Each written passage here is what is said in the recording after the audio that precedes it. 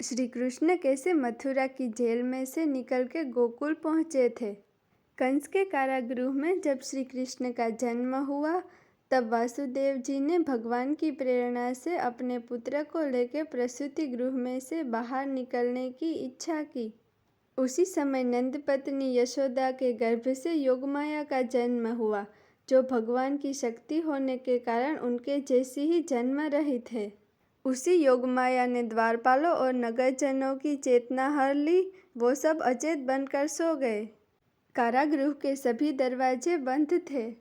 उसमें बड़े बड़े द्वार, लोहे की साकलें और ताले लगे हुए थे।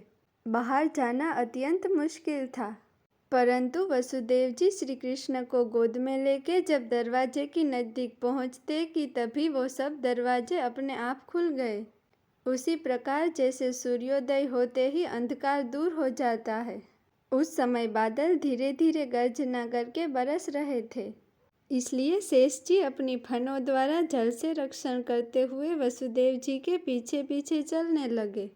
उन दिनों में बार बार बरसात होती थी, इसलिए यमुना में बाढ़ आई थी। इसलिए जल गहरा और वेग वाला था। तरंगे उछलने के कारण पानी में बहुत झाग हो गई थी।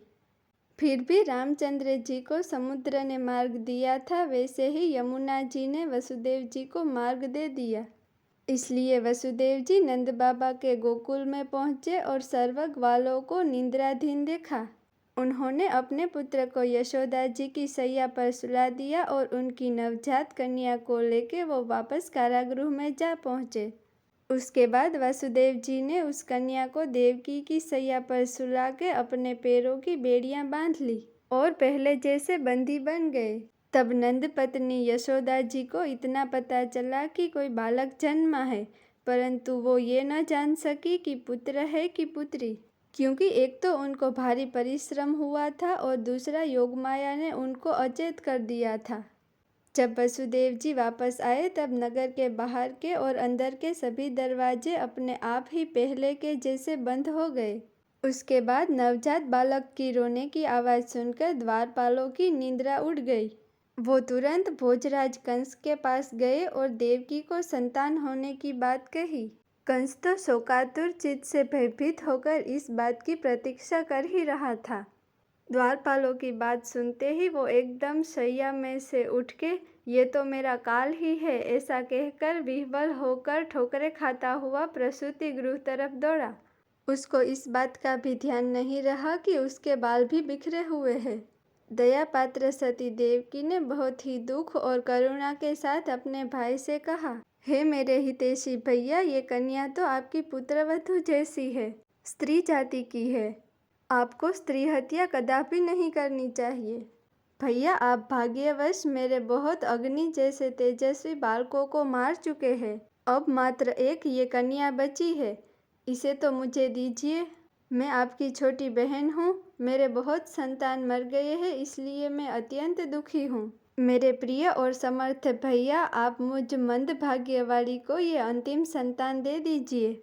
कन्या को अपनी गोद में छुपा के देवकी जी ने अत्यंत दीनता के साथ रोते रोते याचना की। परंतु कंस महान दुष्ट था। उसने देवकी जी के हाथ में से बालकी छीन ली। अपनी ये नवजात छोटी सी भांजी के पैर पकड़ के कंस ने उसको बहुत जोर से एक पत्थर पर पटका। स्वार्थ ने उसके हृदय की करुणा को जड़ों से उखाड़कर फेंक दिया था। परंतु श्री कृष्ण की ये छोटी बहन कोई सामान्य कन्या तो नहीं थी, वो तो देवी थी। उसके हाथ में से छूटकर तुरंत वो आकाश में चली गई और अपनी लंबी 8 भुजाओं में आयुध धारण करते हुए दिखी। वो देवी दिव्य माला, वस्त्र, चंदन और मणिमय आभूषणों से विभूषित थी। उनके हाथ में धनुष्य, त्रिशूल, बाण, ढाल, तलवार, शंख, चक्र और गदा, ये 8 आयुध थे। सिद्ध, गंधर्व, अप्सराएं, किन्नर और नागगण अनेक प्रकार के उपहार समर्पित करके उनकी स्तुति कर रहे थे। उस समय देवी ने कंस से कहा, अरे मूर्ख, मुझे मारने से तुझे क्या मिलेगा? तेरे पूर्व जन्मों का शत्रु तुझे मारने के लिए किसी स्थान पर पैदा हो चुका है। अब तू व्यर्थ निर्दोष बालकों की हत्या मत कर। कंस को ऐसा कह के भगवती योगमाया वहां से अंतर्ध्यान हो गई और पृथ्वी पर अनेक स्थानों पर अलग अलग नामों से प्रसिद्ध हुई। आगे की कथा सुनेंगे अगले वीडियो में।